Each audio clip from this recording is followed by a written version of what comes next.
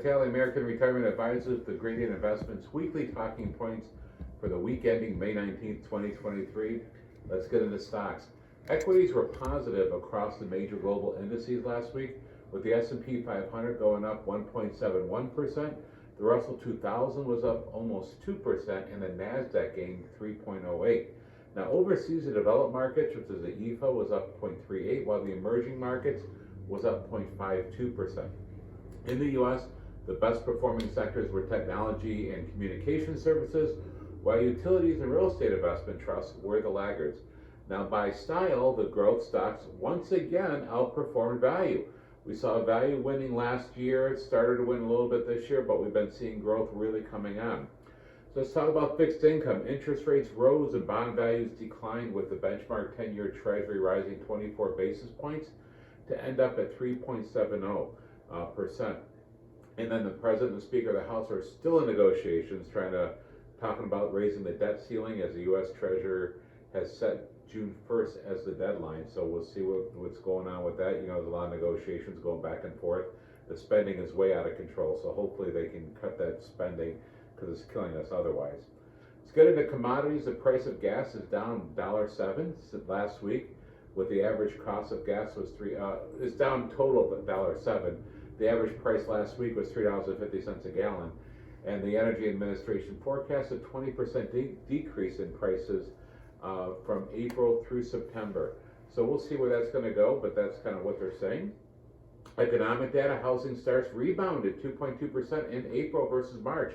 They plunged about 22.3% from a year earlier, but both single-family home starts and multi-unit starts increased over the month, but posted double-digit declines year over year. Now, meanwhile, the number of permits, as indicated of future construction, issued in April decreased 1.5% from March, as multifamily units declined 7.7% and single-family units rose 3.1%. Existing home sales declined 3.4% in April versus March, and are down 23.2% compared to April 2022. And the median home price in existing homes is up 3.6% to $388,800 in April from March, but down 1.7% from April 2022. Nearly 73% of homes sold were on the market for less than a month. There's still a shortage. There is still a huge shortage out there. There's not enough inventory. We're seeing that constantly. Let's get into company news. Netflix, which is a contrarian choice and CoreSelect Holding, announced that it's planned to include advertisements in its shows, attracting nearly 5 million monthly active users in the first 6 months following its launch. More than a quarter of the new signups are opted for the ad-supported plan in countries where it's available, which is expected to lead to strong revenue from its advertisers. So shares were up 7.49% last week. Let's talk about NVIDIA, which is a core-selected G33 holding, announced details of its new semiconductor chip at lower than expected prices, and this is now expected to drive revenue and market share higher than previously expected.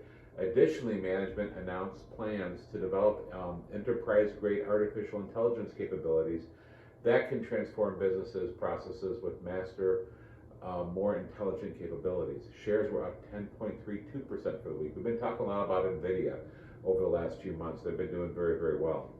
ServiceNow Inc., which is a CoreSelect and G33 holding, held an investor day in which management raised operation margin guidance in 2024 and highlighted a $1 billion investment in artificial intelligence to raise its revenue prospects. Additionally, the board authorized a $1.5 million share buyback, and shares were up 12.10% for the week. And that concludes this week's market summary. Thank you so much for being part of our Gradient family. If you'd like to get a hold of us, give us a call at 855-756-5700. Visit us at aradvisorsinc.com. Share our YouTube and Facebook and website. Make sure if you need the newsletter, make sure that's getting out to you and you're keeping up to date with all the updates. God bless you. We'll see you again next week.